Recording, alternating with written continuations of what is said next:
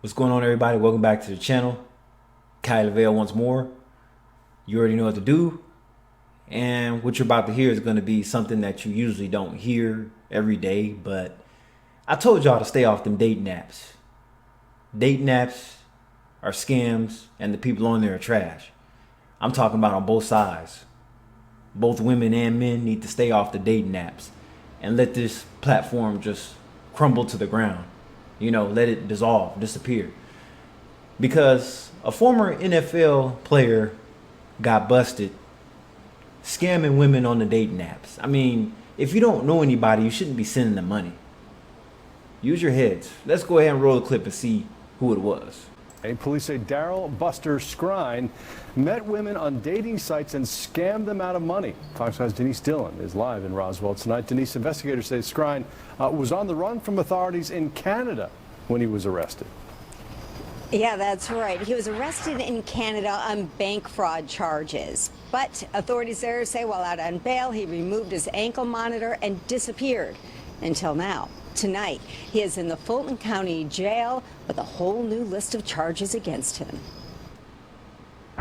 We arrested former NFL player Darryl Skrine on 18 criminal charges. His mugshot from the Fulton County Jail may say Darryl Skrine, but on the gridiron, everyone knew him as Buster Skrine.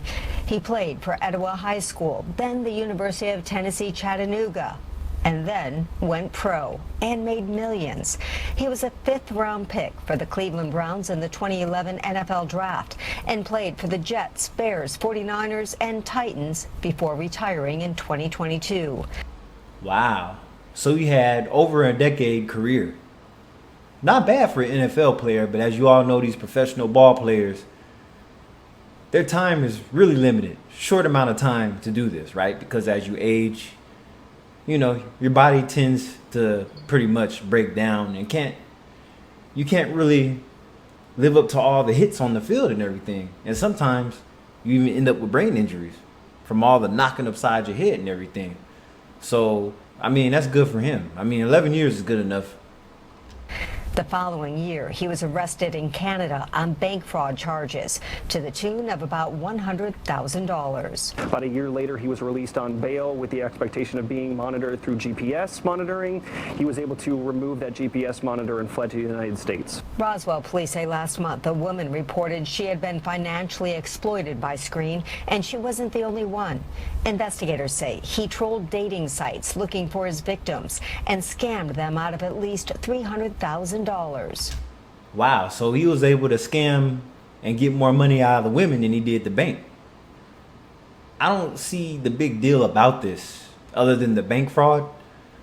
Him exploiting the women on the dating apps. I mean, women do that all the time. You'd be surprised how many women are on these dating sites asking for their bills to be paid and everything. It's nothing nice. So we have a bunch of bottom of the earth type people on these dating apps. That's why it's better to go to matchmaking services where you have to pay, because most bottom of the earth people, you know, low hanging fruit, they're not going to pay for dating services because they look at it as paying for sex or being desperate, yada yada. So yeah, the dating apps are trash. And once he had developed a significant relationship with them, he would ask them for money, promising that he would repay them through his NFL annuity, which he never did. And that's the only reason why he was able to scam them, because everybody knew who he was. They knew he was a former NFL player, and they assumed that he still had money, I guess. So if it wasn't for his status, he wouldn't have been able to scam these women out of money. Like, the average guy cannot scam women on dating apps because they don't have the credentials to do so. Police say instead, Skrine spent the money on Airbnbs, travel, and gift cards. Didn't invest a single dime.